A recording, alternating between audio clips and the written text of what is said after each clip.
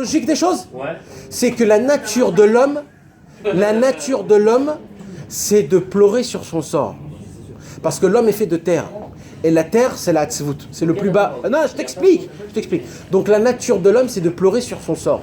Donc la nature de l'homme, c'est de toujours dire « je suis un naze, je suis pas bien, ouais, je suis faux. » C'est ça, c'est la nature. Quand Rabbi Nachman il dit tu dois faire Azamra, c'est-à-dire tu dois regarder que les points positifs, là tu casses ta nature. Au moment où tu casses ta nature, automatiquement la gava elle se casse parce que la gava elle est que là où toi tu es créé. Par contre quand tu te casses toi, la gava elle est pas. Mais ça il faut le faire pendant qu'il faut des doutes. Non, C'est sa nature. non, tout le temps. Mais tu peux pas. Tout le temps. C'est ta vie, c'est ta vie. Tout le temps. Chaque seconde. Tout le temps, chaque matin. Commence ton matin. Mets-moi un petit peu s'il te plaît. Chaque matin. Tiens. Quand tu peux, focalise-toi sur tes bonnes choses que tu fais. Encore une fois, là maintenant on parle de Azamra. C'est pas ça le sujet mes amis. Je suis même pas encore rentré dans le sujet. Laissez-moi arriver au point essentiel. Le point essentiel, c'est d'avoir une conversation avec Hachem Yitbarach, notre Dieu, béni soit-il, d'avoir une conversation comme je parle avec mon ami. Parce que si tu as toujours dit de faire. Travers, il a demandé, il a dit il y en a qui arrivent pas. Ouais. Alors c'est quoi la clé? Alors attends. Moi, s'il te plaît, merci. Alors écoutez-moi. Aujourd'hui, il s'est passé un truc. D'accord? Il s'est passé un truc. S'il te plaît. C'est des histoires comme ça. Aujourd'hui, j'étais là où j'étais et je parlais avec quelqu'un. Et cet homme-là avec qui je parlais, il était caché, c'est-à-dire il était derrière une porte. D'accord? Il était derrière une porte, donc on ne le voyait pas. Donc, et il y a un mec qui passe, il me voit parler avec Une porte. avec personne. Et il me regarde. Il me regarde, et moi je comprends pas. Parce que je vois pas qu'il... Et bon, je fais pas attention, je continue à parler avec mon ami. Et je parle comme une vraie conversation, etc. Je lui explique. Et lui, il me regarde comme ça, et ça prend un petit quart d'heure, 20 minutes. Hein. Tu peux avoir un Bluetooth aussi. Et On n'entend pas parler, non? hein? Non, il parlait pas, il m'écoutait. Ah oui. Ouais, d'accord. Alors il me regardait comme ça, Et il m'arrête. Il me dit qu'est-ce que tu fais exactement là? Je lui dis, je comprends pas. Je parle avec quelqu'un. Et là, il ouvre la porte, il voit que je parle avec quelqu'un. Et il m'a dit, sache que j'ai appris une leçon de toute ma vie. Il m'a dit quoi? Il m'a dit, je croyais que tu faisais de beaux doutes. Et j'ai vu comment tu parlais. Je me suis dit, c'est comme ça qu'il faut parler en niveau des doutes. C'est comme ça. C'est en parlant d'arguments et en lui disant, en lui expliquant avec les mains, etc. Lui parler. Et je lui disais, maintenant que j'ai vu le copain, bon, c'est dommage que c'est pas une bonne doute, mais bon, j'ai appris comment. Et Rabbi Israël, il racontait sur son maître Rabbi Israël Coordonneur que quand il voyait Rabbi Israël Coordonneur parler avec Hachem, c'était comme ça. Il parlait avec des arguments. Il lui exposait un jour, j'ai un ami. D'accord? J'ai un ami. C'est un ami il est beaucoup à Hebron, à Marat Marpella, là où il y a les tombeaux de Avraham, Yitzhak et Yaakov. Et il est beaucoup là-bas, il prie là-bas, etc., etc. Et moi j'étais là-bas, donc je l'ai vu comment ça va, etc. Et il m'a dit où tu vas? Je lui ai dit je vais après chez Rabbi Israël. Il a dit attends, moi je vais écrire une lettre. Je veux que tu mets cette lettre à la tombe de Rabbi Israël. Et si tu peux la lire, lis-la. Ok, le mec il écrit, il termine pas le mec. Bon, je lui ai dit il faut que j'aille. À la fin il a écrit 3 pages longues comme ça. Bon, il m'a donné, je les ai pliées, je suis rentré. Je suis parti chez Rabbi Israël. J'ouvre, et là, je vois ce qu'il a écrit. J'avais honte de moi. Behemet, mamash, une vraie honte. Cet homme-là, il écrit une lettre à Rabbi Israël, comme si c'était un avocat. Il dit, bonjour Rabbi Israël. À la dernière discussion qu'on a discuté ensemble, voici ce qui est là où il en est. Alors, il raconte son problème. Son problème, c'est il avait un problème de shtachim qu'il avait acheté et qu'on ne lui donne pas le ishour à la Iria. Alors, il dit, les 130 mètres carrés qu'on m'a donné le ishour, j'ai reçu le ishour sans le tableau. Alors, ce qu'il faudrait faire, c'est de faire comme ça et comme ça et comme ça. Et il dit, par contre, mon avocat, il m'a dit ça comme ça. Moi, je crois qu'il faut dire ça comme ça et comme ça. Maintenant, le juge, Il avait dit, et 3 pages comme ça, comme si qu'il écrivait une lettre à un avocat, le mec. C'est-à-dire pas en... Il détaillait, comme si... Et moi, je lis. On a un problème, les amis. Vous savez, c'est quoi le problème? C'est qu'on n'y croit pas, on ne se considère pas assez, on n'y croit pas à la chose. On n'y croit pas à la chose parce qu'on ne se considère pas assez qu'on est des enfants de Dieu, qu'au moment où on ouvre la bouche, Akadosh Baruch Hu, il a assoiffé de chaque buée qui sort de notre bouche en parlant. Il a assoiffé, il attend que ça. Que ça. Et nous, on est là, bon, Hachem, j'ai un problème avec ma femme, arrange ce problème. Je suis pas bien, arrange ça. J'ai un problème avec ça, arrange ça. Mais c'est quoi? On dirait que tu payes les mots. Ils sont pas payants, les mots. Donne, vas-y, en bidou kafour, plus tu dis, plus tu gagnes. En fait, tu vas être payé sur chaque mot. C'est l'inverse, tu vas être payé sur chaque mot dans le ciel. Chaque mot, ça pèse. Et la racine, c'est quoi? Pourquoi on prie pas?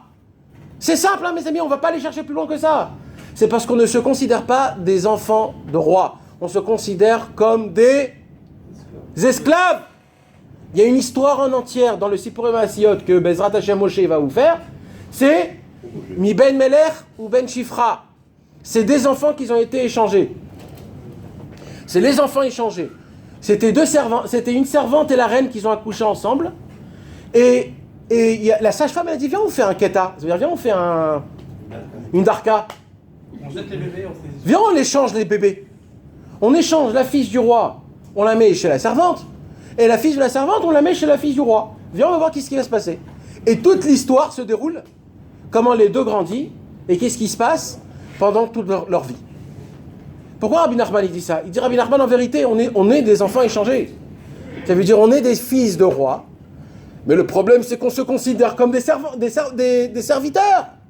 Et un serviteur, que tu le veuilles ou pas, dans ses gènes coule le servante, comment on dit, le service. On n'est pas de service.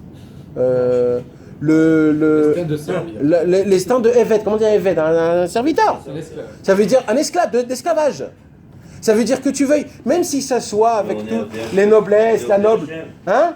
On est au DHM, on est serviteurs d'Hachem. Oui, on est au DHM, mais on est d'abord des Bnei Melachim. Bah, on est au DHM. Après, on est... Oui, mais les Avdei Hachem, c'est des Bnei Melech. Moi, je te parle de serviteurs tout court, pas des serviteurs de Dieu. Les serviteurs de Dieu, ce sont des fils de roi. Et on ne se considère pas comme un fils de roi. Et le fait est qu'on ne se considère pas comme un fils de roi, tu ne demandes pas. Un vrai fils de roi, il demande. Il obtient. Il réclame. Il veut de l'amour de son père. Il veut voir sa mère. Il veut marcher dans les couloirs du roi. Il faut nous aussi déclarer à Kadosh Baruch Hu Hashem. Je suis un vrai fils de roi, alors je veux les taïels. Je veux me balader dans les couloirs du roi. Je veux rentrer, je veux connaître, je veux percevoir, je veux goûter ta grandeur, ta splendeur. Je veux te glorifier. Je suis venu dans ce monde que pour te glorifier. Comment je te glorifie? Comment? En mangeant des hamburgers toute la journée. C'est comme ça que je te glorifie. C'est pour ça qu'Akadosh Baruch Hu m'a fait naître. C'est pour ça que ma mère, elle m'a supporté 9 mois et qu'elle a crié, toute sa race, elle a crié. Alors c'est pour ça, pour que je bouffe des hamburgers, des pizzas, et je dors comme un chameau pendant 12 heures, et je me réveille, et je fume, et je bois, et je rote. Mais c'est comme ça qu'on se conduit, on rigole, mais c'est tous comme ça qu'on se conduit, les gars. Et là-bas, on est venu dans ce monde pour glorifier Akadosh Baruch Hu, pour l'Amli Choto. Comment on dit l'Amli Choto? Pour le couronner, non. Pour le couronner. Qu'est-ce que j'ai dit le mot tout à l'heure? Le glorifier. Et le glorifier, c'est pas pareil? Glorifier, il le gloire. C'est ça, lui donner sa gloire. C'est pour ça qu'on est venu dans ce monde, mes amis, c'est que pour ça. Et vous savez comment on le glorifie? En parlant avec lui. Parce qu'au moment où tu parles avec lui, tu lui fais montrer que tout dépend de lui. Et sans toi, je peux pas. Si je te demande pas, ça va venir de nulle part. Et ça, mes amis, c'est écrit dans tous les livres. Et c'est ça, la racine de la tchouva. Vous savez, c'est quoi la racine de la tchouva? Akadosh Baruch Hu, je vais parler en termes très grossiers, excusez-moi. Mais le problème de la tchouva et de tout, c'est quoi? C'est quand Akadosh Baruch Hu y croit, c'est quand Akadosh Baruch Hu y voit que ça dépend soi-disant de nous. Alors qu'est-ce qu'il voit? Hachem, il nous voit quand on chute. Alors on a un petit cœur, alors qu'est-ce qu'on dit? On dit pardon Hachem, écoute, j'ai fait ça et je fais ça, je t'en supplie, je te promets, j'arrête. Hachem il dit, ah, tu m'oublies dans l'histoire. Tu crois que ça ne dépend pas de moi? Tu crois que sans mon aide tu vas arriver? Alors si tu crois que tout seul tu peux arriver, alors je te laisse des clés dans les mains, on va voir. On va voir si demain tu vas pas revenir, tu vas me dire la même chose.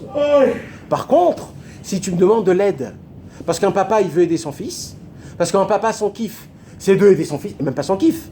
Un papa, il se rassasie de comment il aide son fils. Comment et c'est ça qu'Akadosh Baruch Hu, il attend de nous. Qu'on dépend de lui, même en faisant tchouva. On doit lui demander, on doit le supplier, on doit évoquer, on doit demander et on doit réclamer. Hachem, sans toi je ne peux pas. Aide-moi, ouvre-moi mon chemin. Tous les Teilim, qu'est-ce qu'il y a écrit dans tous les Teilim, mes amis? Vous avez déjà lu les Teilim? C'est ça qu'il n'arrête pas de dire David Ameler. Il est dit Hachem, ouvre-moi mon chemin, fais-moi rapprocher de toi. C'est que ça qu'il demande Hachem, tous les Teilim, c'est que ça. C'est pour ça que les Teilim, c'est la porte de la tchouva, il dit Rabbi Nachman. Teilim, tchouva. Teilim, tchouva. Tu peux pas faire tchouva sans les Teilim. Pourquoi? Parce que les Teilim, c'est quoi? Je ne peux pas, Hachem, faire tchouva sans toi. Donc en résumant, l'essentiel de la tchouva, et ce mois-ci là, c'est quoi? C'est que de faire la prière. Demander à Kadosh Baruch Hu, ouvrir sa bouche et commencer à parler. C'est pour ça que tu crées tes Teilim. Exactement, exactement. C'est tes propres Teilim que tu crées. Alors je vais dire la vérité. Peut-être je me trompe. Ça c'est moi qui dis, c'est pas écrit dans les livres, donc moi, je sais pas combien ça vaut mes paroles. Mais je sais pas si aujourd'hui, c'est de l'actualité d'avoir peur. Eh ben, je sais pas si aujourd'hui actuellement, c'est pas le sentiment qu'on doit avoir. Non, mais ça veut dire que quand tu lis les starim, c'est ce que tu vois. Nahon, Il y a même Noraïm, tu fais la garde. Justement, du jugement. Quoi? Avoir peur de Dieu, peur du truc, je sais pas, c'est... C'est avec la simra du combat. Je sais pas. Moi, je te dis d'avoir la simra, je te dis c'est avec la simra que tu combats ça. Vraiment. Dans mon raisonnement à moi, C'est pas logique. dans mon raisonnement à moi, il faut avoir confiance en Dieu par son amour envers nous, qui nous sauvera. Encore une fois, cacher les Rabbi Nachman, C'est ça mon raisonnement à moi. t'es loin. Malgré le puanteur que je suis. D'avoir confiance en Dieu et de courir les yeux fermés en ayant espoir et confiance en Dieu. C'est pour ça qu'il faut réagir à fond de faire dans la simra. Parce que si tu fais dans la simra, c'est vraiment comme ça que tu peux le combattre. C'est vraiment comme ça que tu peux annuler ce décret-là de tout ce qui va se passer en égo normalement. Donc c'est la simra que tu peux passer. Comme tu dis, un père, il veut aider ses enfants. Comme un enfant, il craint son père. Non, mais C'est pas de le craindre, c'est non, la crainte. non, mais il y a ce qu'on appelle ce mois-ci-là et cette période-là, parce que c'est avant Rosh Hashanah et Kippour. Alors il y a ce qu'on appelle des gens qui parlent beaucoup de la peur, vraiment. Par rapport au jugement, genre, Ouais. et les années d'avant et les années plus tard. Et oui, c'est chaque fois comme ça. On va faire la prière, 3 jours après, c'est fini.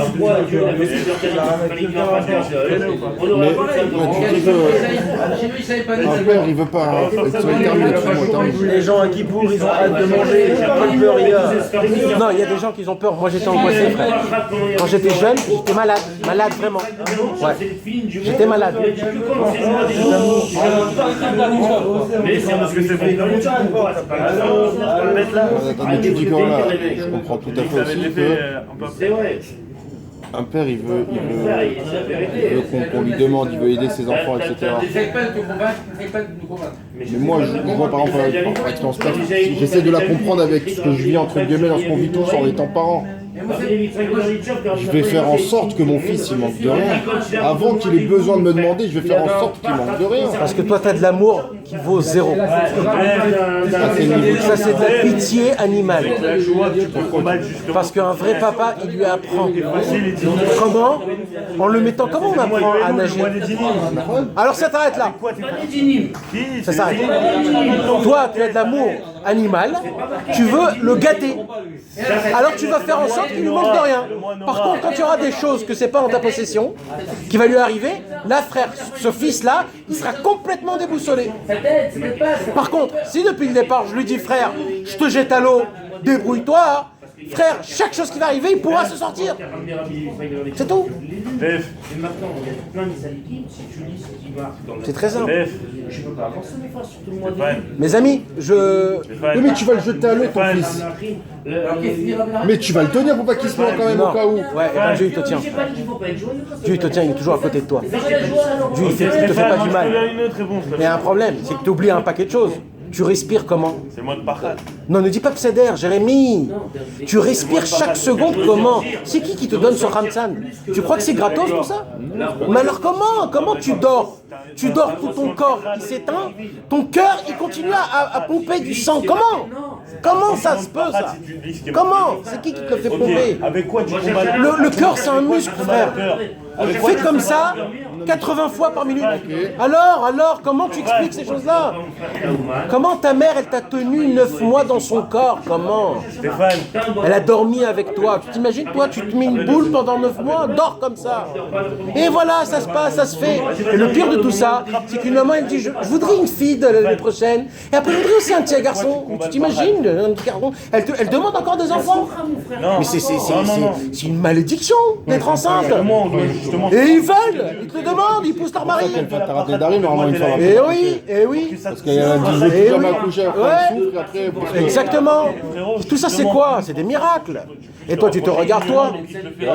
Eh oui, mais regarde le monde. Regarde les arbres, les insectes. C'est qui leur donne à manger? C'est la nature. C'est Akadosh Baruch Hu, la providence divine particulière sur chaque fourmi qu'il y a dans le monde. C'est qu'il est en train de. Et ainsi de suite, frère. Tu t'imagines même pas. Donc nous on nous regarde avec notre petit cerveau dans notre vie. Mais oui, mais il m'a fait avec ce petit cerveau d'enfant. Non, arrête de toujours dire comme ça. comprends ce que je veux Arrête, dire. oui, mais c'est pas comme ça qu'il faut penser. Y a pas de différence. Sois ouvert d'esprit, frère. C'est ça, tu vois ça? C'est tu te considères pas. Tu te considères Comment ça me considérer quand on pas. discute, quand tu donnes des Alors, petites non, paroles, mais alors c'est après, quoi? La semaine elle passe. Eh, Un mais- jour je suis le lendemain, je suis chaud. Le surlendemain un petit peu moins et 3 jours après j'ai... Alors il faut se réchauffer. Il faut encore et encore se réchauffer. Il faut lire des livres. Il faut écouter des cours. Il faut se renforcer entre amis. Parler, danser, chanter, frapper des mains. C'est comme ça qu'on vit, frère. C'est comme ça. Malheureusement, dans ce monde-ci, dans l'état à vote, on se renforce comme il faut. On se renforce comme il faut. Dans ce monde-ci, quand tu veux jouer aux cartes, quand tu as besoin de clopes et que tu n'as pas, tu vas tout faire pour en avoir. Quand tu as envie de quelque chose... Des fois t'arrives même à... Je sais pas, tu peux même arriver à un sentiment d'en vouloir. De lui en vouloir. De lui C'est en un manque- vouloir. c'est un manque De dire, de- allô, pourquoi tu me fais galérer autant? Arrête, c'est pas des galères, c'est que des cadeaux. C'est comme ça que tu te formes, c'est comme ça que tu te construis. Mais le cadeau, tu le vois une fois que t'as passé la galère. Mais on s'en fout. Mais il dans la croit. galère même, tu crois que... parce- C'est non, mais- trop facile de dire c'est un Non, Torah quand mais- t'es dans la galère. mais non, mais- Quand c'est des vraies galères. Mais oui, mais l'homme est chané, Parle pas frère. genre, oh merde, j'ai reçu un knas. Mais non, je parle pas de ça, tu crois vraiment que je parle de ça? vraies galères. Mais oui, des vraies galères. Mais je te parle de vraies galères. Mais moi, je te parle encore plus que ce que toi, tu peux arriver à penser.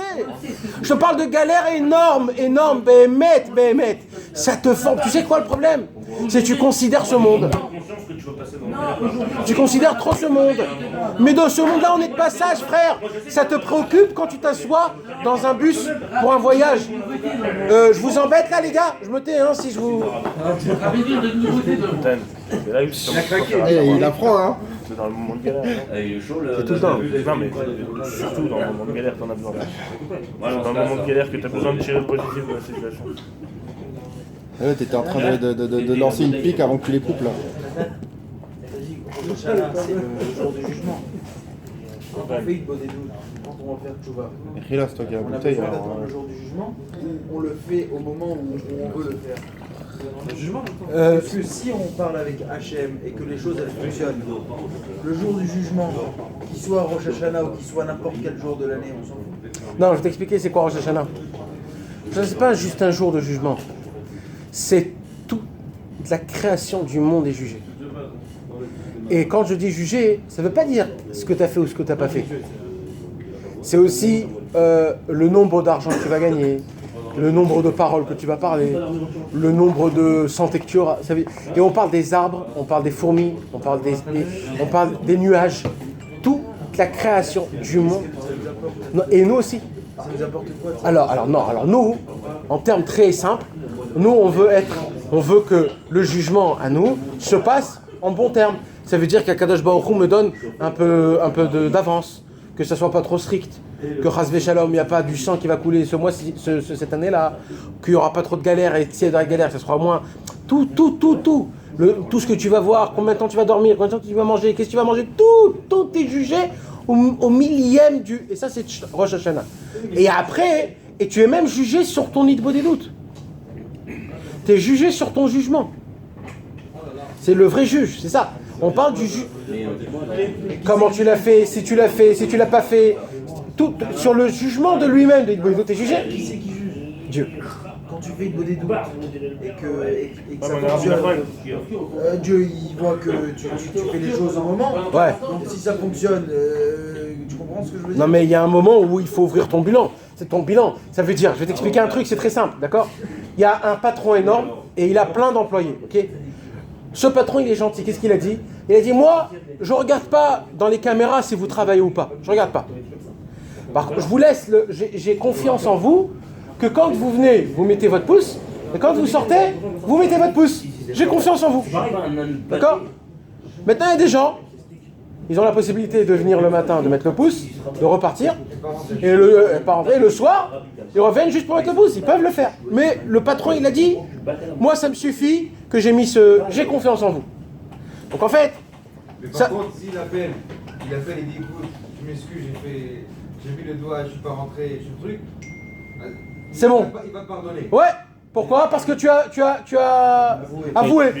D'accord? Tu as avoué. Tu es franc. L'essentiel, c'est que tu es franc avec lui. Mais on peut pas tenir une boîte comme ça. Tu comprends?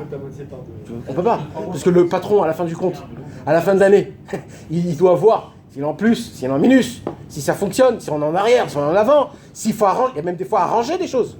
Des fois, il faut arranger. Des fois, c'est pas que pour le mal, hein. Des fois, c'est aussi pour un tchoupar, comment on dit? C'est pour un récompensement. On veut donner des bonus aux personnes qui sont meilleures, ça aussi, tu comprends? Et je peux pas, ça d'entendre du mec. Alors il y a Akadosh Baruch Hu qui s'assoit à Rosh Hashanah et qui ouvre tous ces dossiers-là. Tout est ouvert. Ovrim lefanav kivnei maron. Tout le monde, toute la création du monde passe devant le jugement ces 2 jours-là de Rosh Hashanah. Et Akadosh Baruch Hu, il passe au peigne fin sur tout ce qu'il y a. Et c'est là où il voit comment tu es fait, si tu es sincère, si tu n'es pas sincère. Et Akadosh Baruch Hu aussi, il forme toute ton année par rapport à comment tu as changé l'année dernière. Il voit, tu es en mode avance ou en mode recul. Si tu es en mode avance, alors je vais préparer ton année pour que ça t'aide à avancer encore. Si tu es en mode recul, alors je te laisse comme ça. Je veux pas trop t'avancer. Donc je vais... Tout, tu comprends, ça dépend de tout, c'est un environnement, c'est tout. Donc c'est pour ça que sur Rosh Hashanah, là, en fait, le Elul, c'est quoi? C'est la fin où il te dit, Dieu, écoutez les gars, je suis prêt à ne pas regarder toute l'année, mais à regarder que le mois d'Elul. Alors, donc tu rentres dans un petit environnement de peur, de soucis, de points d'interrogation, tu sais pas comment ça va se passer. Alors moi je dis non. Ouais, parce que la peur, c'est en fait, tu dis j'ai rien fait pendant les 11 mois. Non, moi je dis non, parce que moi je dis que le patron, son istaklout, son regard à lui, comment il nous regarde, c'est pas un regard humain comme nous. C'est un regard qui est beaucoup plus élevé. Akadosh Baruch Hu, avant la création du monde, il a déjà tout vu ce qui va se passer. C'est pour ça qu'il a créé la tchouva avant la création du monde. La dernière fois que tu m'as dit on n'est pas sommaire là-dessus. Hein? Ouais, d'accord. Mais je suis pas sommaire. Je mets ça dans une case dans mon cerveau, que cette case-là, elle m'aide à moi, parce que moi, je suis un mec handicapé, et on peut pas s'appuyer sur moi, parce que je suis un mec handicapé niveau spirituel. Alors, comme je suis un mec handicapé spirituellement, alors qu'est-ce que je me dis? Je me dis, écoute les gars, moi je peux faire ce que je peux. Rabbi Nachman, il m'a appris que la porte pour tout, c'est la joie. C'est la confiance en Dieu. C'est d'essayer d'avancer, de ne pas regarder les mauvaises choses. Au moment où je vais regarder les mauvaises choses, je vais m'enfoncer dans le mal. Alors c'est pour cela que j'avance, j'ai confiance, j'ai pas peur.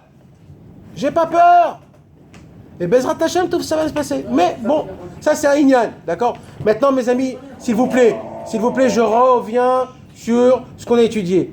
Sirot Haran, conversation numéro 74. 75. Mais Chavod, qui est-ce qui veut la lire? C'est très important. Rabbi Nachman, il va nous apprendre le secret de comment prier, mes amis. Encore une fois. Maintenant, mais elle est super longue. Hein. Ah ouais? Elle est très longue. Hein. C'est 4 pages. On va commencer, non 87. Non, c'est 2 pages. Alors mes amis, s'il vous plaît, c'est aussi un cadeau pour la prière de chaque matin, chaque midi, chaque soir. Shacharit min harvit. Parce que jusqu'à aujourd'hui, tout ce qu'on a parlé, c'est quoi? On a parlé de la conversation qu'un homme il doit parler avec ses paroles, ses propres paroles avec Akadosh Baruch Hu, son créateur. Ouais. Mais il y a aussi la prière que nos sages nous ont instituée. Et malheureusement, la façon de comment on prie aujourd'hui, c'est dégoûtant. Excusez-moi. C'est presque... Un jour, il y a un homme, un grand homme qui a dit comme ça. Vous croyez que vous négligez la prière parce que vous en avez marre, vous avez rassera de prier. Mais en vérité, c'est la prière qui vous néglige. Eh oui, quand vous voyez que vous priez comme ça en bâclant, c'est pas parce que c'est toi qui as bâclé la prière, espèce d'imbécile. C'est la prière qui t'a bâclé. C'est la prière qui t'a bâclé. Eh oui, en vérité, il y a tout. Il y a tous les mots, il y a les louanges, il y a les chants, il y a tout, il y a tout, il y a tout, il y a tout. Alors, le problème, même ça, il va parler à Rabbi Nachman. C'est quoi le problème? Pourquoi on bâcle la prière? Pourquoi on ne prie pas comme il faut? Maintenant, je parle du terme négatif et je parle du thème positif.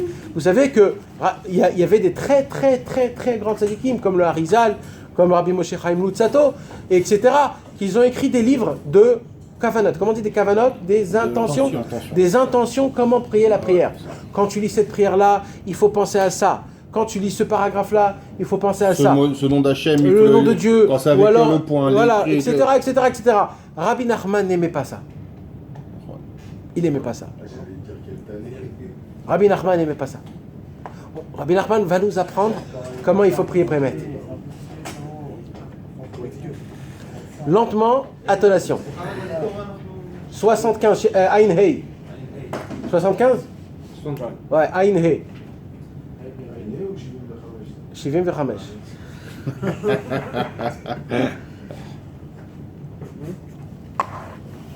Bechavod. Notre maître aimait à nous entretenir au sujet de la prière et insister sur le point qu'il fallait se forcer à prier avec le maximum d'attention. Ah, ça c'est un point que j'ai oublié de vous parler à ça. Ça fait 1 heure qu'on parle et on n'a même pas encore commencé notre cours malheureusement. Je ne sais pas qu'est-ce qu'on va faire. Alors écoutez-moi. C'était une très très grande discussion dans le monde chassidique. Comment il faut... La gâchette, comment on dit la gâchette? Comment il faut... Hein? Non. Aborder. Comment on aborde la prière? Il y avait une déa, c'est-à-dire une pensée disait, un clan disait, un avis disait, quand tu te sens pas prêt, ou alors quand tu te sens pas chaud, etc., va pas prier. Prépare-toi. C'est par exemple l'avis des Chabad. D'accord? Il y a beaucoup d'autres, mais les Chabad, c'est une des avis. Les Chabad, eux, ils disent non, va pas prier directement. Va d'abord étudier. Va d'abord étudier. Pourquoi? Parce que quand tu vas étudier, tu vas rentrer dans le rythme. Hein? C'est une achana. C'est une achana, c'est une préparation. C'est pas que les Chabad, c'est beaucoup de tzadikim qui ont dit ça. D'accord? Ils ont dit quoi? Prépare-toi. Alors essaye de rentrer dans l'extase, tu rentres dans le film, etc. Et après, quand tu te sens chaud, bien comme il faut, va prier. D'accord? Rabbi Nachman n'était pas de cet avis. Rabbi Nachman, il te dit, t'arrives pas à prier? Fais semblant. Ça fait rien. Comme tu vas prier, prie. Prie, laisse-toi. Laisse-toi emporter par la prière elle-même. Et il dit Rabbi Nachman, même moi, quand je me lève le matin, il dit Rabbi Nachman, Rabbi Nachman, c'était le patron de la prière. Et il dit, chaque matin, c'est lourd, je sens un poids avant d'aller prier. C'est lourd, comme c'est lourd, Chaval al-Azman. Pas comme nous, ne croyez pas que c'était comme nous. Mais c'était son yann à lui.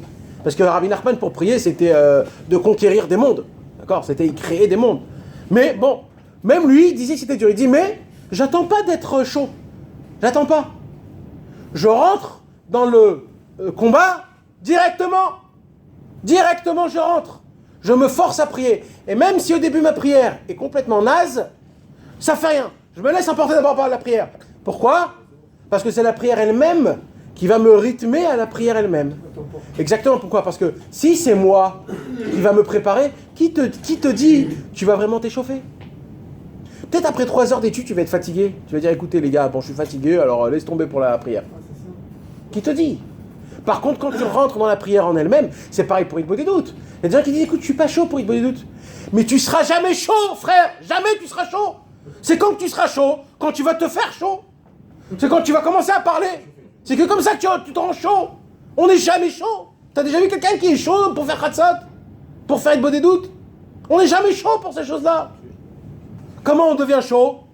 Quand on rentre dans l'histoire. Quand on fait comme on a dit la dernière fois, on se rentre, on fait mytho. On fait comme si on est déjà dans l'histoire. C'est ça. Donc qu'est-ce qu'il dit là, Rabbi Nachman? Répète depuis le début. Alors, notre maître aimait à nous entretenir au sujet de la prière et insister sur le point qu'il fallait se forcer à prier avec le maximum d'attention. Voilà. Ça veut dire quoi? Ça veut dire même que tu crois que tu peux pas parce que tu es fatigué, tu viens à peine te réveiller, etc. Ne regarde pas. Jamais tu pourras être chaud pour ta prière. Il y a aucun... Un jour, un homme, un très grand tzaddik qui s'appelait Rabbi Yudel, est venu chez Rabbi Nachman. Ouais. Il est venu chez Rabbi Nachman. Et il a dit à Rabbi Nachman, comme où on trouve un cœur? C'est une belle question, ça. Qu'est-ce qu'il sait? Hein? Il lui a dit, où on trouve un cœur? Bah oui. C'est pas un cœur. Comprends? Où on trouve un cœur? C'est-à-dire quoi un cœur? De faire les choses avec chaleur, avec vitalité, avec ferveur. Et qu'est-ce qu'il a répondu à Rabbi Nachman? Où t'as vu un tzaddik qui te donne un cœur? Et tu crois que tu appuies sur un bouton et t'as un cœur? Alors il dit qu'est-ce qu'il faut faire? Il lui dit avec ta bouche, tu vas manger du sable. Ça veut dire quoi? C'est une expression. Ça veut dire frère, tu vas tellement prier à Hachem jusqu'à que ta bouche elle sera par terre. C'est que comme ça. C'est la prière qui crée le cœur. Comment je te fais pleurer si j'ai envie de te faire pleurer? Comment? Avec une parole. Je te parle, je te donne des mots, des trucs, les mots français, comment ça s'appelle? Le poète, la poésie, les romans, les choses comme ça. J'ai la façon de venir et de dire, écoute frérot, j'ai un problème, tu peux pas me donner 100 euros? Ben, je lui dis, j'ai pas. Par contre, je peux venir à côté, je lui dis, tu sais, ma femme est très malade, elle est mourante, je sais pas quoi faire, mes enfants ils sont là, etc. Je lui dis, quoi? Tiens, prends 1000 euros. Pourquoi? J'ai joué dans tes sentiments. Je t'ai créé un cœur pour moi. Donc il dit, Rabbi Nachman, mes amis, la prière, elle ne va pas sauter comme ça toute seule. Non. Tu dois commencer à rentrer dans la prière pour que c'est la prière elle-même qui te chalorise. Tu comprends? Continue. Qu'il fallait rattacher fortement notre pensée à la parole que l'on prononce et tendre bien l'oreille pour entendre les mots que l'on aimait dans la prière et qu'il s'agissait là de l'intention essentielle de la prière. Alors, la plus grande question, c'est quoi prier comme il faut? Alors, il y a plein de réponses que tu peux dire. C'est quoi prier comme il faut? C'est quoi de prier avec une intention?